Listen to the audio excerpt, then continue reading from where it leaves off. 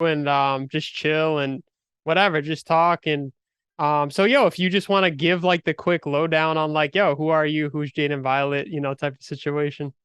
Hell yeah, dude. Without being completely long-winded because I feel like I can go on hours about this topic, you know what I mean? But yeah, I guess my name's Jayden Violet. I'm a musician first and foremost before anything. I've been making music for about 4 or 5 years, which is, crazy to say that out loud because it feels like it's only been a couple of months. I'm doing this every single day, trying to get my music out there, releasing a song every single week. Any way, shape or form that I can get it heard by any individual in this world, whether, that's through TikTok, Instagram, YouTube, you name it. And I was trying to post content there, post my music there to get it heard. But I never really, I guess, found anything that was sustainable for me in my music career. You know what I'm saying? Of course I had these spikes, whether it was like a video blowing up on TikTok or, a video blowing up on Instagram. And I had that influx of people, but retention was something that was very, very hard for me. I was never able to retain that audience once I gained it. And it kind of came and then it just went. And then I'm just like, damn, like, like how do I get people to consistently stick with me and actually listen to my music? And it was very, very hard. So I continuously making music. I went to the business school. I live in New Jersey, but then I ended up dropping out because I realized that time is probably the most valuable thing for me, specifically. Like I'm 21 years old, which is I guess fairly young. I Oh was yeah. beating myself up over my age literally before that. I got into this whole crazy Web3 space because I was like, I'm too, old. Like people are blowing up on TikTok that are 16, 17. But I guess really entering this Web3 space, like there was a perspective switch, and I was like, damn, like I could really mess up for the next 5 years and still start over with my entire music career, Hmm. right? So really just, going through a bunch of things, had a ton of jobs, quit all of them after 3, 4 months because I can't stand having a job, you know what I mean? Oh yeah. And, fast forward all of that to end of 2021 when I discovered the Web3 space. And of course, I can go into that, but that's a whole other Yeah. conversation. You know what I'm saying? But Kim, yeah, and yo, then, Kim, real quick. So real quick, how did you get into like producing and songwriting before we get crazy into Web3 stuff? I just like, you know what I mean? dude, that's really crazy because I haven't got asked that question in so long. You know Yeah, what I mean? It's yeah. like I completely like, blanked out right when you asked that. But now looking back, it's weird, man. I think I really fell in love with this idea of transferring energy. A lot of times, especially when we're experiencing so many new things. And back then, for me, I really got into music senior year of high school. I was a real tryhard in high school just because that's what the ecosystem around me was telling me I had to do. And I'm a big believer that, you can do whatever you put your mind to. I don't believe in there's dumb students. I just believe that they're not applying themselves. You know what I mean? But that's with anything. You know what I mean? So it's like in school, I was doing very good because I was really trying my hardest to do that. And when I discovered, my love for creating art, creating music in around junior year of high school, I kind of started to steer away from everything that's school related because I realized like, damn, like I really have a love for this thing. And I looked around me like, what is everyone else doing? And are they really doing something that is going to lead to long-term happiness? And it really clicked for me in college because, I applied to all the top business schools and I got rejected from all of them. So I ended up going to the Rutgers Business School. And first semester I was there, I failed all my classes, second semester, my mom really got mad at me because she thought I gave up on life. But what she failed to realize is that I just gave up on what she wanted me to focus on in life, right? So second semester went by. Third semester I ended up dropping out because I realized quickly in business class when the teacher asked, how many of you want internships, and all of them raised their hand, and I'm like, everyone wants to do the same path of getting an internship at a company, working there for 2 years, and then getting a job there, working there for 6 years, blah blah blah. I'm like, this is just going to lead to my own personal unhappiness. What really making me happy is being able to actually create art. And specifically in college, everyone experiences new things, new experiences. You get, introduced to new things, all these new things. And it's like all these feelings were basically stuck in my chest and I had no way of expressing it. And then that's when I really, fell in love with music because all these things, whether it's positive, negative, heartbreak, happiness, love, all of these things, I was able to sit down in my desk and actually put it into my computer, which is like magic. That's why a lot of people say music, creation is magic because it literally is. And ever since then, that's when I just started to make music every single day, produce, record, and just got better. I never thought I could make music. I never thought I could make a full song. I thought it was literally the most absurd thing ever. Like, how do I get these drums and hi-hats, and how do people make their vocals sound good over this? Like, I just didn't think I could do it. But taking it step by step, and yeah, ever since then, every single day I just started to create music and fell in love with that whole process.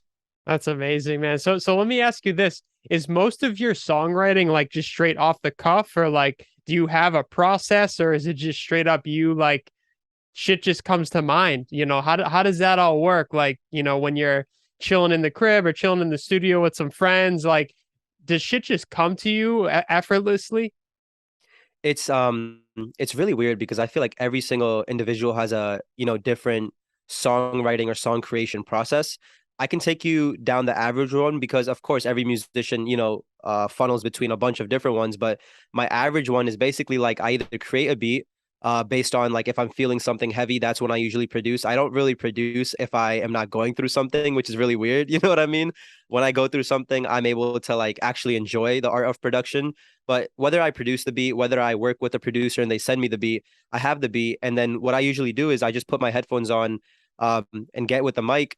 Um, and I just start to freestyle. I'm not a good freestyle though, so it's not actual words, but it's usually just like gibberish and I'm just thinking of melodies. Sometimes it is real words and sometimes the freestyle just hits, very rarely, but it hits sometimes and I'm just like, okay, this is fire. But mainly I'm just doing that to get the melody down. And then after that, I change it from my headphones to my speakers. I arrange everything so I get how the song, like how I want the song to be.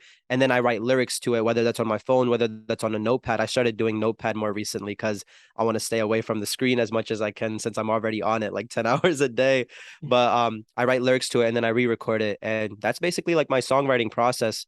A lot of times when I'm in the studio with my friends, though, we end up just freestyling. We don't really do all of the things that I do at home. We just kind of have fun. We get a drink or two and then we throw on a beat and we just randomly freestyle whatever we come up with. That's it. And I've created a lot of beautiful songs like that too, because it takes me out of my comfort zone and we feed off of each other's energy, which is beautiful. But yeah, hopefully that answered your question. Yeah, of course, man. Nah, I'm always interested, like, because as a fellow songwriter myself, like, the main thing, like, for me is like, yo, like, I do it this way, but he does it this way. And, like, oh, maybe I could learn something from the way someone else does something too. And it's like, I really do feel like trying different things, especially as an artist and trying different genres and, different techniques is super important, for growth. You know what I mean? So that's really interesting to hear some of your process, man.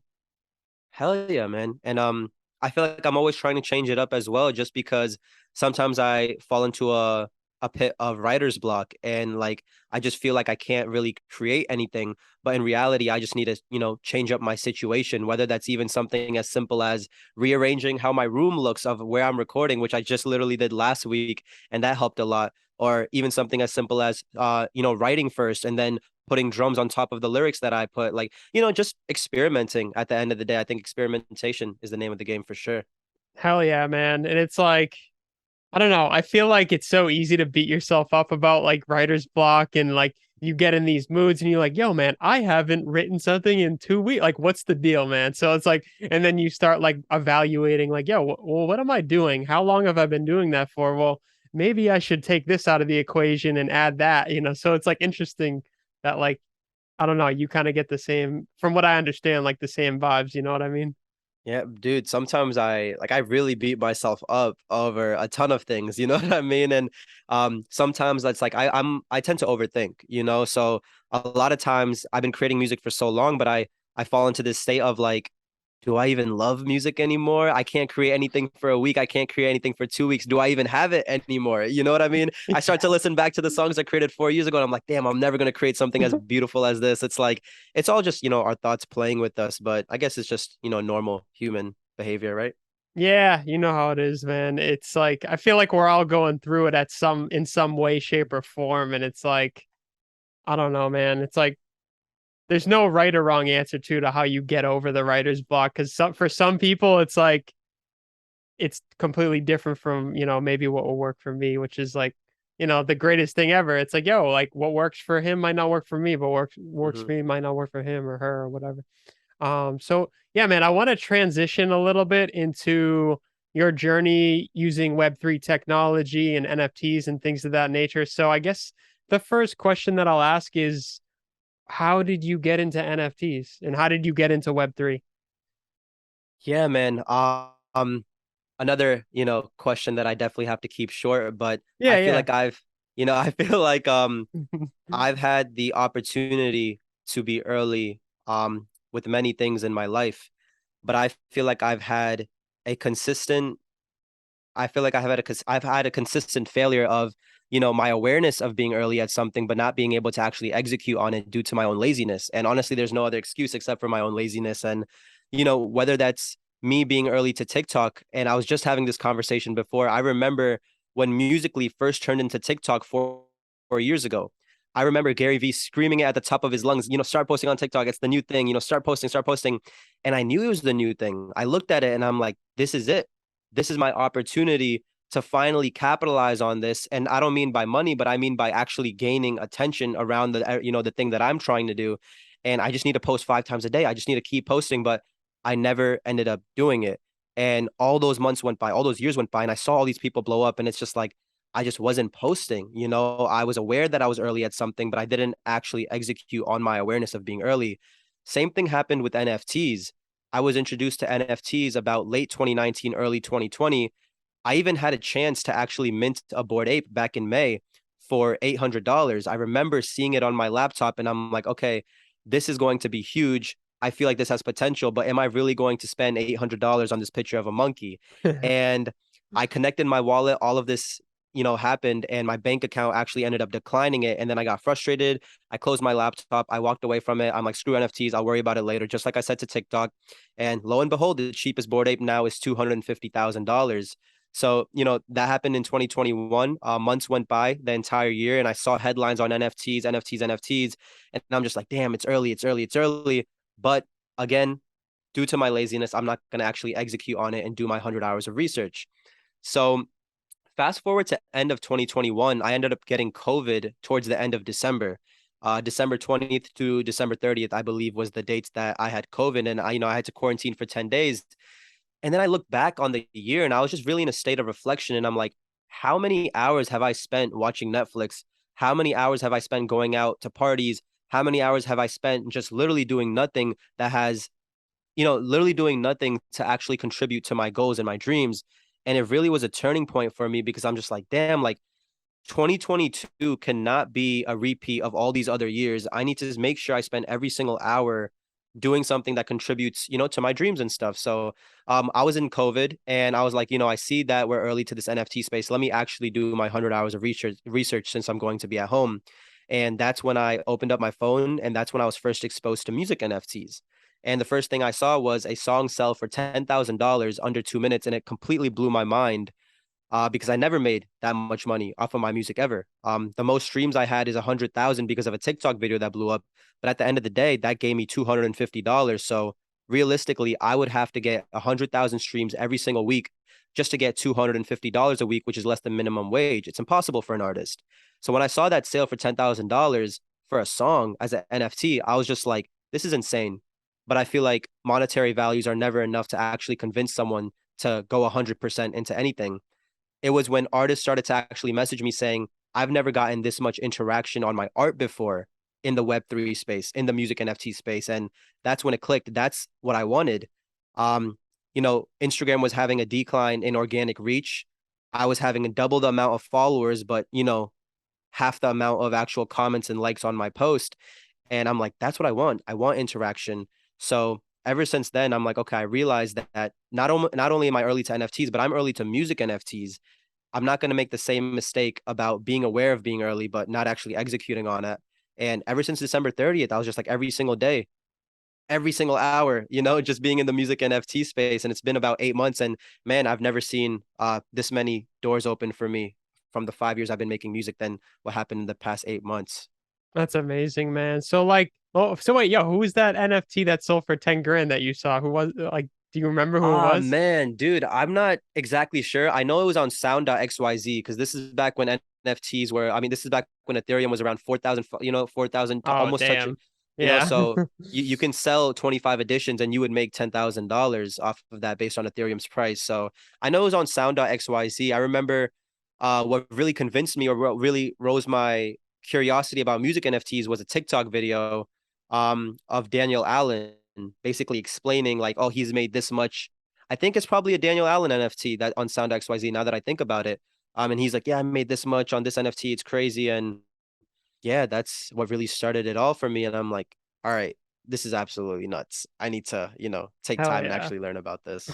Hell yeah, man. And I think like honestly, man, like I mean, I don't need to even say it because you already know it, but you've done a really good job at, curating your community. And like I guess like for people watching, like how would you recommend someone, build in the Web3 space as an artist, maybe if they're a newer artist? Man, it's really crazy, right? So the thing that I've always wanted my entire music career is I wanted to build a community. Um, I knew that once I had a community of people that really liked me as a human being and actually listened to my music, that is going to be the thing that leads to me actually making a living off my music. It's not going to be, my songs getting a ton of streams. It's not going to be me selling out this, and that. It's going to be me actually curating a community. And that's the thing that's going to lead to my longevity in anything. So that was one part of it. The other part is that I really wanted to create a community because I never had that. I never really experienced that. I've always wanted like the ASAP Mob type of vibe. I've always wanted the Odd Future vibe where it's a group of creatives coming together and actually supporting each other, pushing each other's limits, creating together. It's like I never had that, mainly because I'm in the middle of nowhere in New Jersey. You know what I mean? And it's like it's central Jersey, so it's not as bad, but it's like, there's still, man, maybe locally, I probably know three artists that are serious about making music, if that, you know what I mean? And it's hard to even, come together and create. So it's like I couldn't really form that community in person that a lot of people were able to have if they lived in cities. And I was not able to form it on TikTok, Instagram, or any other social media in Web 2. So when I saw Web3 and I saw how everyone was so new and, with anything that's new, people are more willing to, talk to you and be responsive. I realized that this is my opportunity to finally create that community that I always wanted. So the first thing that I put my eyes to was like, okay, how can I connect with the most amount of people as possible when entering the space that I know nothing about? You know, most of the Web3 communities either on Twitter or Discord. I never used Twitter. I hated Twitter my entire life. I always told myself, literally even told my friends that if I ever blow up as a musician, I'm going to be one of those musical artists that were not on Twitter, you know? That's so ironic. It's so, dude, it's so ironic because like if you knew me back in December, I literally had 40 followers on Twitter. Like, and those were like 40 people from school or whatever it may be. Like I just never used it. Right. And when I learned that most of the Web3 spaces on Twitter, I'm like, Jesus Christ, like I guess I gotta learn about it. And now I hate to, I guess, compare things to numbers, but now it's like I am close to having 6,000 followers, and this is without anything that's inorganic. Everything was organic, whether it was through Twitter spaces, which are basically these chat rooms. If you guys like the people listening, if they know Clubhouse, Twitter spaces are basically the same thing like that, but kind of better. You know what I mean? And, I started to speak on Twitter spaces and I immediately realized that people are actually nice in this whole ecosystem. People are genuine. Is it because, we're in this whole decentralized ecosystem? Is it because, you know, this whole Web3 space is new and people are more receptive? I have no idea. All I know is that people's energy is very, very genuine compared to how my interactions were in Web 2. On Instagram DMs, it was very surface level. The most I got was, okay, uh, I'll share you my song, comment fire emojis under it. You comment fire emojis under mine. We'll shout Right. each other's song out. Can you repost my thing? Can you do this? Blah, blah, blah. But ever since I entered Web3, I'm like, I'm actually learning about, the actual creative behind the music. I'm actually talking to people. I'm actually building relationships and networking. Whereas before, I wasn't really doing that. And it taught me and it made me kind of realize, like, damn, now things are actually happening for me. Now I'm starting to build this community. And was that always possible? Have people been doing that? And I just failed to kind of realize how to do that. I can't really answer that question, but all I know is that this Web3 space is insane for building this and building your network and relationships. And yeah, it's been actually crazy. So Hell yeah, man. I second that. So let's get into a little bit about kind of how you've been utilizing NFTs. So, you know, one of your major drops was the Violet token. So what is the Violet token? Yeah, dude. So the Violet token was my first ever NFT, and I released it on April 5th. So I joined the NFT space, the music NFT space to be specific, December 30th, or let's just say January 1st, the beginning of 2022. And I spent about 3, 4 months literally building my community, building relationships, providing value to people before I think about selling anything. And once I did that for enough amount of time, I was like, okay, I think it's time to drop my Violet token. And basically, what it is, to put it in simple terms, it's just an access token for whatever I want to give utility to the people who actually collect it. So there were 70 editions and it sold. And I can break it up into two things. One thing, or I guess I can break it up into three things. The first thing that the Violet token does, which is very basic, is all the holders get access to, unreleased music, unreleased videos, music videos, exclusive content, blah, blah, blah. The second thing is the ultraviolet experience. So what I realized I wanted to do is I really wanted to bring an experience to my collectors and not just have an NFT that's sitting in their wallet that's literally not going to do anything and they waste their money on me. So every single year, once a year, I hold this thing called the ultraviolet experience where I fly out one city and they basically have a day in the life with Violet. I get them their own hotel room. We book a studio session, a rooftop dinner, and they basically just get to experience, a day in the life of how I kind of explore the New York, one of my favorite cities, which is New York, as a musician and how I create my music. So I thought that was pretty cool. And the third part of it was the creation of the underground Violet rave. And this kind of shows like, I never thought I can do any of this. This is like weird. Like, if you asked me 2 years ago, are you going to throw a rave? Are you going to do this, fly someone out? I'm just like, dude, what are you talking about? Like Yeah. what are you talking about? And yeah, Web3 really gives you the ability to create a world. So the Underground Violet Rave is a IRL event. We did one in Brooklyn. That was the first ever one in June 20th. And the second one we just finished about 2 weeks ago in Virginia. And the third one is happening in Ohio in about a month or a month and a half. And it's basically, a IRL event. It's just a lit ass rave at the end of the day, but we platform the local underground scenes of wherever we're holding it, and we seductively introduce Web3 technology. So the cool thing for Violet token holders is, one, they get free entry to the raves. They get access to the bar tab and they get free drinks and they get access to the Violet drink and all of that. They get their own NFTs displayed around the rave with monitors and stuff. So really just trying to provide as much value as possible to these people. And even to this day, I'm still thinking every day, how can I provide value to the Violet token holders? What can I do for them that they won't expect and all of that. But yeah, it was really just a access token into my ecosystem that I'm trying to build.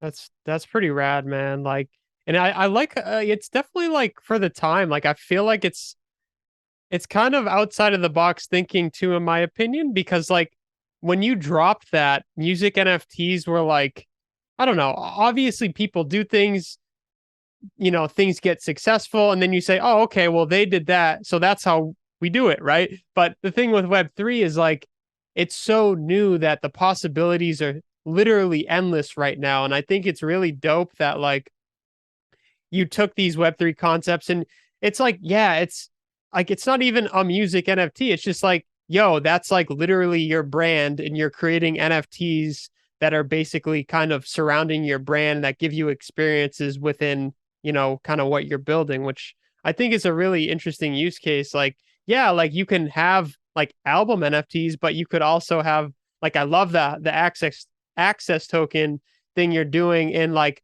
if I'm not mistaken, do you have a token gated website now? Yeah, actually, I didn't really market it that much because we're finishing up the second version of it, but I'm literally about to release it in two We can, days because yeah, I just got it done. we can like keep it on the DL or whatever. I don't want to like blow your shit up. Oh no, you're not blowing Oh, anything up. okay. I don't care. Okay. Right on. I'm Yeah. just making sure I didn't like, oh shit. No, Um, it's cool. Yeah, yeah. okay. Wait, But that's yeah. so Not going. oh, I was just gonna say, like, I think token gating is like a really interesting concept as well.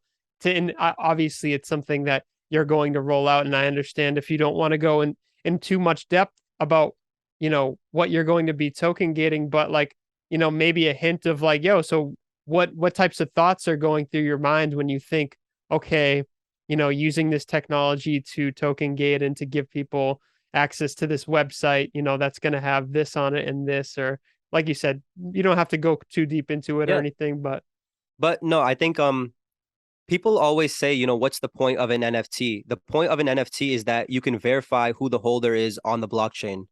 And that's when I can introduce token gating. And token gating is so useful because now imagine this, right? Imagine, or I can actually give an example of my own experience. I've held a in real life performance, the first ever in real life token gated performance in collaboration with a platform called Waveworld and Glass.xyz. And what we did is at the DL in Manhattan, I came and I performed, but I basically said that only people who hold my NFT are allowed access to this actual in real life performance. And what ended up happening is 36 people ended up showing up. They were able to verify that they hold the NFT on the blockchain. And, they can't just screenshot it and save it because you can actually check Etherscan and see that this person holds the NFT. And then now they get access to an in real life intimate experience from a performer, which is literally never before done. It was never, it was never, not never before done, but it was never before, it couldn't be done. You know what I'm saying? Before the blockchain was there, which is very interesting. So now you think about like, how could this be massively adopted? And now you think about like movie theaters, right? Now imagine if Regal Cinema released their own NFT and they said that everyone who has our NFT gets access to this movie, a week earlier before everyone, the general public can watch it. So now people can come, they can verify they hold the NFT, and now they get access to this, early screening of said movie or whatever that, the case may be. And it's like when we talk about token gating, man, the options are limitless. So what I'm doing with myself and my token gated website is just an extension of me trying to provide value to the people that, spent money on me to collect my NFTs. So what I plan on doing is I'm gonna release this website. The only way that people can get access to a specific part is if they hold my NFT. So they have to connect their wallet. The crypto wallet shows up. It goes through that whole process to, make sure they actually hold it by checking the, blockchain and all of that good stuff. And then they can get access to a separate page where my merch is going to be 50% off rather than, the merch that's available to everyone. Mhm. So I guess like there's so many use cases when it comes to token gating, and I feel like we're not even scratching the surface right now. I feel like a lot of companies are going to implement token gating into their own practices and their own products, and it's going to be really cool, to see how people kind of benefit their holders using token gating. Hell yeah, man. And we're touching on a lot of, Web3, topics, which are of course very interesting, but I'm interested to hear your perspective on, on this. So do you see a world where Web 2 and Web 3 collide, and what do you think that world might look like if so? You know, I think that a lot of people, and this is like a conversation people have every single day, and I don't want to say like definitely take everything that I'm saying with a grain of salt because I'm not an expert. I just joined this space 8 months ago and I'm just sharing what my experiences Yeah. are, and my perspectives and stuff. But I think that what we're going to see for mass adoption is we're going to see a combination of Web 2 and Web 3. Just like you said, I think it's going to work together. I don't think we're going to see full decentralization and everything transitions into Web 3 because Web 2 is still consumer facing. It's impossible to steer away from that unless all the consumers go to Web 3. And that's really impossible, in my opinion, unless there's an integration between Web 2 and Web 3. So it's like, I think it's going to be a mixture of it. Specifically, looking at it from a music standpoint, I think how we can see that is a lot of record labels are already implementing, Web3 kind of subcategories and sub teams within their ecosystem to start, integrating. Spotify just started to roll out that artist profiles can also include NFTs. It's not open to anyone. Sadly, I don't have that feature yet, but a couple artists do have that feature. About a week ago, Instagram and Facebook just released that now you can post NFTs as actual post and digital collectibles, and people can post, people can click that and it takes them to the decentralized marketplace where they can collect that NFT. So I think it's a mixture of both, even where most of the Web3 people are communicating is on a centralized platform, which is Twitter and Discord, So it's like, I think it's very hard to see everyone fully go 100% Web3. But yeah, I think it's definitely going to work together. Hell yeah, man. Yeah, I'm always like interested to hear thoughts about it because like, we interact with a lot of different people on a daily basis, and like there's all different types of opinions that we hear. You know what I mean? It's Mhm. like I like that, you know how it is, man. It's like you really got to take everything you hear with a grain of salt these days because it's like the moment you start believing everything you hear is the moment you lose sight of what you actually believe, I feel. You know Mhm. what I mean? You're right, man. I feel like anyone you meet in the Web3 space that says you have to do it like this, I immediately, throw up a red flag and don't trust them because there's literally no rules in this space, first of all, because no one knows anything. Everyone is just literally experimenting. And two, it's like there's so many ways you can do things. Just like you were saying that the possibilities are limitless. If you can think it in Web3, you can do it. And if someone says you can't do it, you just have to find someone that says you like that, that could be done because anything could be done. It's pretty crazy. A lot of people just look to their left and right and then they try copying that, they try doing that without really thinking of anything innovative. And it's not bad copying things, but it's like, man, the possibilities are really endless in this space. We can do anything, like it's wild. Especially with it being just so new and young, man. It's like, I don't know, like of course, like someone who made like thousands of dollars, like I'm sure there was some method to their madness, but I don't know. I also, not to get too crazy into it, but I just like, just because someone also made like millions, that doesn't necessarily make them like, better than maybe you who only sold, not Hmm. me or not you, but like someone who like sold a few NFTs. It's like, yo, I feel like it really is a level playing field. And like, I don't know, I'm not a believer in just like, you know, beating yourself up because like you can't sell $100,000 worth of NFTs or some shit. It's like, yo, Yeah. we're just getting started up in here. You know what I mean? Yeah, bro. And it's like, speaking on your idea of it being a leveled playing field, a lot of people enter this Web3 music space and they're like, I don't have that many followers on Instagram and TikTok. I'm not verified. How can I come into this space and how can people even buy my NFTs? And people have expressed that concern to me many, many times. But, you look at Chris Brown, who entered the space and he dropped his first NFT collection of 10,000 and he's only sold 330. That's less than 10% of his entire collection on the first, 2 weeks. And it's absurd because he has millions and millions of followers across all platforms, yet he's not even able to sell 10% of his entire collection, which is absolutely absurd. And it shows you that Web3 is really about community. It's really about the leveled playing field. Anyone can enter the space and really make a name for themselves. Whereas before, there was gatekeepers, there was clout involved, there was all these other things that's unnecessary to the actual art and the actual person behind making the art, which really gets me excited. Hell yeah, man. Dude, I think like, I mean, my honest opinion, man, I think like this shit's a long-term play. Like being here and building with Web3 technology, like if you stick around, man, and like, you hunker down and you network and you meet people and shit, like it's gonna play out really well for you. Like I really believe that, man. I really do. Dude, and it's like I have to remind myself of that all the time because very easily, and like the vibes, like when you're in this Web3 space, things are moving so quickly, you start to get caught up in this pit of comparison. And right when you fall into comparison, you think that you have to do everything right now, and that's when you don't practice patience. And when you don't practice patience, that's when you lose because you're thinking about the short-term goal. And even right now in the space, you see so many people, about 95% of the people are thinking about how can I make my project successful at the end of 2022 or 2023 rather than thinking how can I make my project stay successful at 2034. You know what I mean? And I feel like the people who are thinking about 2034 are going to be the people that actually win. And this Web3 space is so new. So, of course, we're going to see these spikes up and downs. We're going to see people get super popular, collections go super up, super down, super up, super down.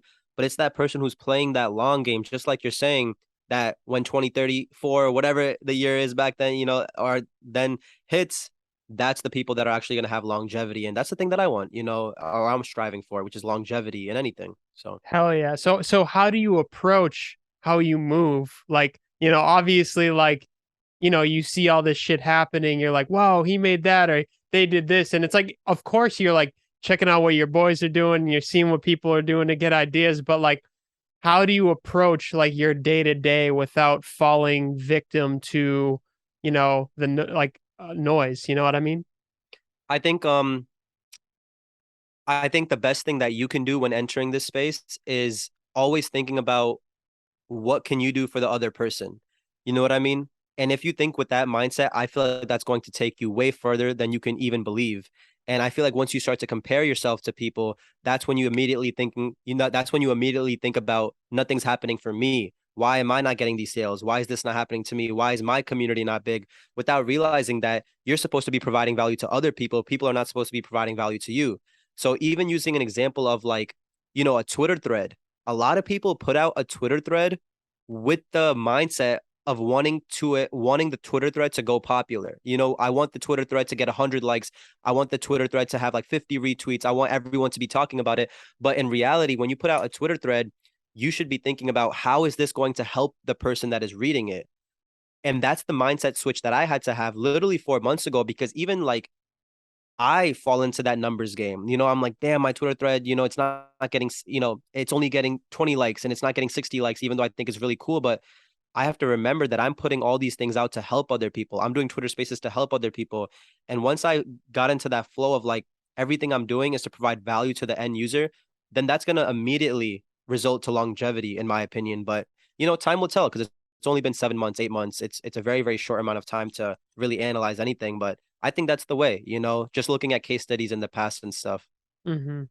Yeah, man. And I think it's like it's so easy for us to get caught up in numbers so quickly because we're just so used to that being like, you know, oh, like yeah, if you get this many streams, like that means that I did well, or if I didn't get that many streams, that means I fucking didn't do good.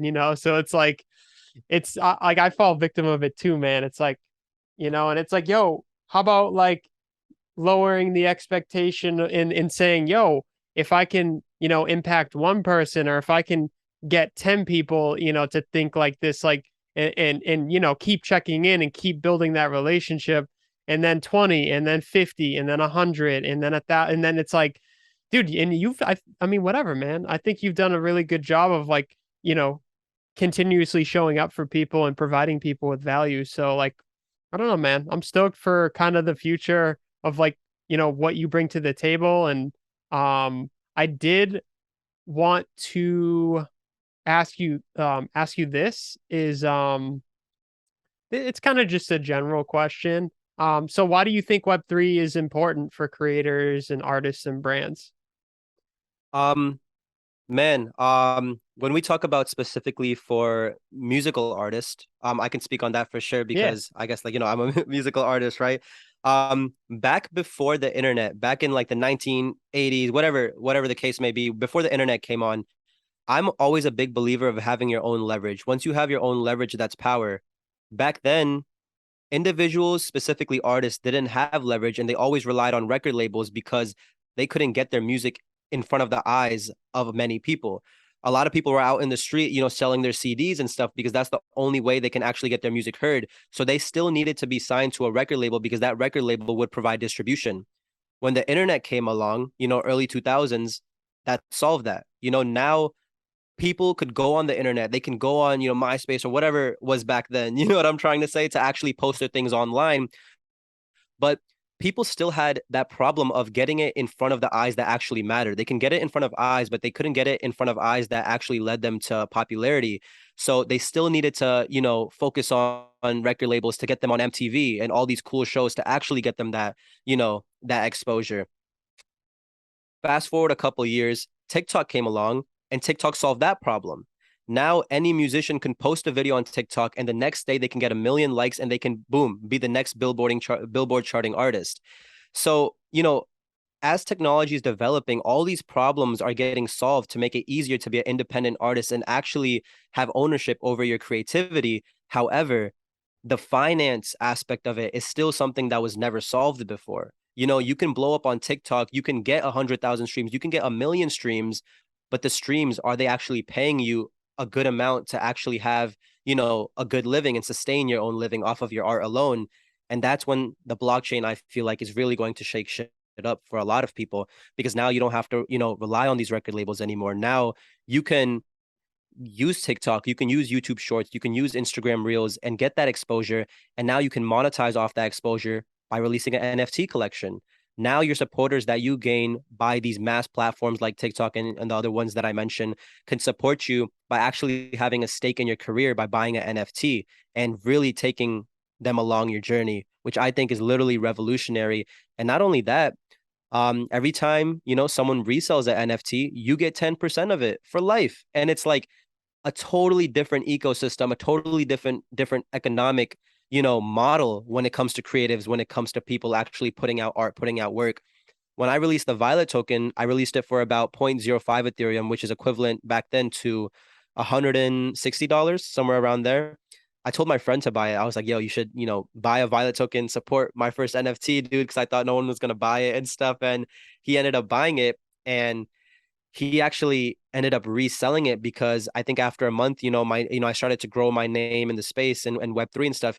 He resold the Violet token for $1,200 after Damn. buying it for, and it blew my mind, that someone would even, buy it off the secondary market for that much. But, back then you have a painting, Picasso, whatever, and he resells his painting to someone else.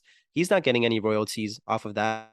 Whoever's the reseller, they're getting the royalties, or they're getting all the profit margin and stuff. But now my friend who bought it for 160 and resold it for 1,200, he keeps, he gets all the profit for the resale, but I still get 10% of that transaction into my own wallet just for them trading my item off of the secondary. And it's like, now say I blow up next year, 2 years from now, and he sells that Violet token for 1,200 for 1 million, I get 10% of that transaction for not even doing anything. And it's just like a whole new economic model. And I think that's why it's very, very much important. Hell yeah, man. I think it's a game changer as well. I mean, what you mentioned about the whole TikTok thing, like, yo, you put that, video up on TikTok, your song blows up, and then, you have NFTs, and, once the masses are more familiar with NFTs, I think it's gonna all, be a game changer because people are gonna know. And it's like, oh, Jadyn has this song, and oh, he has the NFT, that's attached to the album. And then it's like, then you throw them these experiences. Like, they have the NFT, and then you start giving them experiences, and then, there's an ecosystem around that. People are selling them. You're getting 10%. And it's like, yo, like, another comparison I like to bring up is like, yo, imagine if like a band like the Beatles like had got 10% royalties on every single Crazy. album. You know what I mean? And it's It like, would be dude, it's crazy. wild. And see, like that's the comparison a lot of people make. My bad. My mom's texting me, so I just Now gotta you're text good, her. bro. You're I good. gotta text her back real quick, Yeah, yeah, yeah. telling Do her your I'm in do a. your thing. Do your thing. But that's the comparison that a lot of people make. You know what I'm saying? They say, imagine investing in Travis Scott, imagine investing in Drake when it was very, very early in their career, and you bought their NFT for $10 when no one believed in them, and then they end up blowing up and they are who they are now.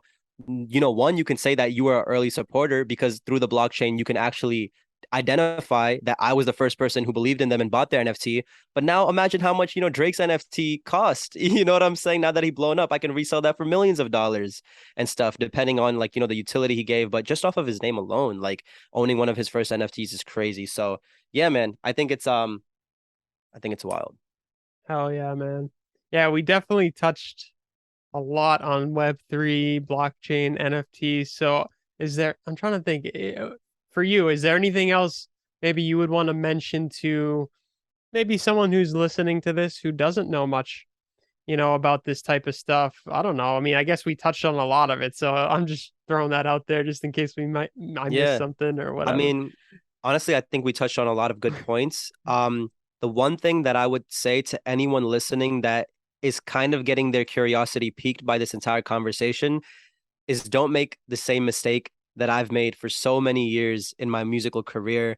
NFTs are going to change the world. Whether you like it or not, in 20 years, you're going to be encountering an NFT in some way, shape, or form, whether that's buying one as a ticket for the next Rolling Loud festival, whether that's, buying an NFT that resembles a wine bottle that's going to get shipped from you. Every single, no, I wouldn't say every single thing, but mostly everything is going to incorporate NFTs.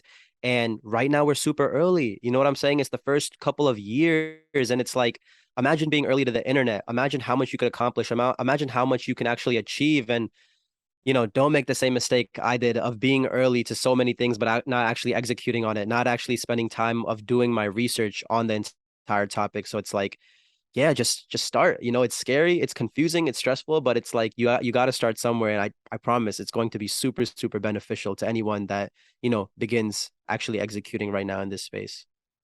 Hell yeah, man. I couldn't agree more. I mean, I think once the technology advances more, the wallets advance, there's less, hoops to jump through. We're gonna be in a position where, like, yo, if you were in this space before this shit, was hitting, mainstream ears and stuff like that, and you're, eventually, everyone's gonna have a digital wallet and interact with cryptocurrency. So it's like, but it's like, yo, you're already gonna be in a position, you know what I mean? Like to be, capitalizing off of this Yep. technology, not just financially, but just like just in general, because it's just going to be so big and integrated into our Mhm. society. So it's like I couldn't agree more, man. It's just like, yo, I know it's easy to get caught up in like short-term shit and like sales and like making money quick. And of course, dude, we all need money. Money makes the world go around, but it's like I don't know, man. Sometimes you just gotta like for me too, I tell myself this. I'm like, yo, take a step back and just like realize what you're doing and how much an impact this is gonna have on your future. You know what I mean? People people just want to sell, people want those sellouts. You know what I'm saying? People want that one each sale. People want, their collection of 25 editions to sell out within a day and then they can celebrate it. But it's like there's so much more that can happen in this space. You know what I'm saying? There's so much more that you can achieve. And us as artists, the main thing that I really took out of this entire Web3 journey of mine is that we need to start having this, we need to stop having, I should say, this broke artist mentality because there's no such thing anymore. You know what I'm saying? We can create wealth for ourselves if we really work for it. And the key is if we don't take shortcuts. People think there's this thing called easy money. You know what I'm trying to say? People think you can make easy money. And it's like, what example can you give me of someone that got easy money and actually sustained that for their entire life? It's like, there's literally no such thing as easy money. We have to do the hard work. We actually have to grind, put in work, put in hours every single day in order to, actually have a sustainable living off of our music. And like that's just the harsh reality. That's just what we got to do. And it's just work at the end, at the end of the day. So yeah, man, it's very important. Conversations like this are very important too, though. So I appreciate you. Hell yeah, man. Nah, I mean, dude, it's been solid. Like I'm stoked. Like I appreciate you coming through and like, we don't have to shut it down right away, but I'm just saying in general, like, yo, this is tight. I'm glad we made this happen. And I don't know, man. Just like I'm just trying to like be a bit more like I connect with people one on one better. You know what I mean? And like I can learn about more people on a one on one basis. So like this is for me too to like maybe learn more about you. You know what I mean? And like Mhm. also for you to share your knowledge about the space and about your music and about just anything that you want to share. So I'm stoked, man, for sure. Yeah, man. I never got on one-on-one conversations before I entered the Web3 space. I always thought it was weird and like I just never even gave it a try. You know what I mean? Like the most I did was send someone a DM. I never even like gave someone a voice message before. And it's like now that I got into this Web3 space, I feel like it's a subconscious shift in human interaction. And I think, everything transitioning into voice plays a huge role in that. We saw that with the podcast boom about 2 years ago, but now with things like Twitter Spaces, we're actually hearing the other human's voice. And it's not just something that we have to interpret through text on a screen. I think that's going to develop a lot more deeper human relationships, more deeper human connections. And I think it's just going to foster a better world through social media. A lot of people think social media is going to be the detriment of human society. But literally, these past couple of months, it changed my perspective where it's like, no, social media is developing to have a better human society, a better, cultural impact on everything, a better world. And it's like, it's weird saying that out loud, but I hope it's true. It's true, But man.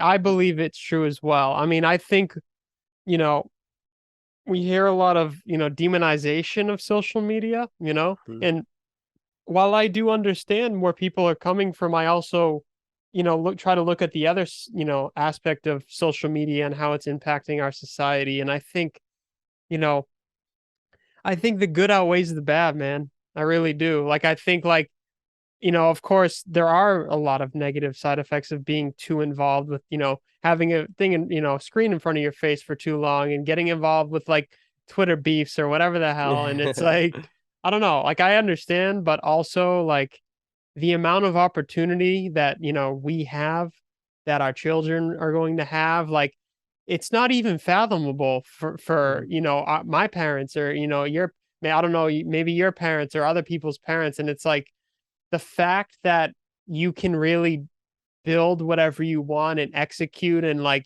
you are the determining factor as to whether you are successful or not is some of the most powerful shit that I think I've ever witnessed and probably, other people too. Like, I don't know, man.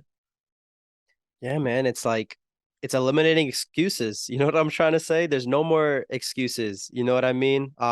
If you have a phone, you have a laptop, you can get it done. And That's literally all that is, all there is. And like, of course, there's these other things, there's life that hits you in the face. There's this and that. But it's like at the end of the day, it comes to a, simple fact of how bad do you want it? And you just got to start working towards that. And it's like I remind myself of that every single day. I try, being a better version of myself every single day. I try working harder than I did the day before. And all of that really came to me in the year of 2022. There's no more time to waste. You know what I'm trying to say? Like we want to be in the 1% of people that actually achieve their dreams. It's like, what are we doing then?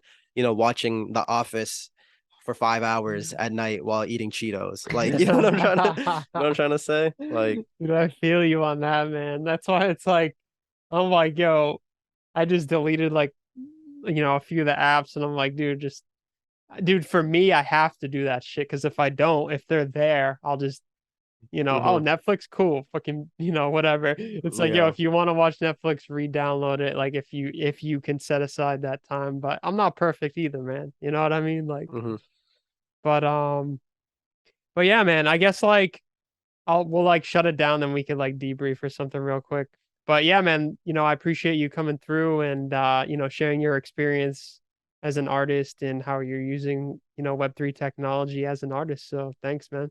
No, of course, man. I think this I feel like what you're doing right now and like these conversations are literally the most beautiful thing that you could do while we're operating this entirely new world. So I appreciate you for, having me and giving me this opportunity to really like, start to, I guess, speak whatever's on my mind and have this conversation.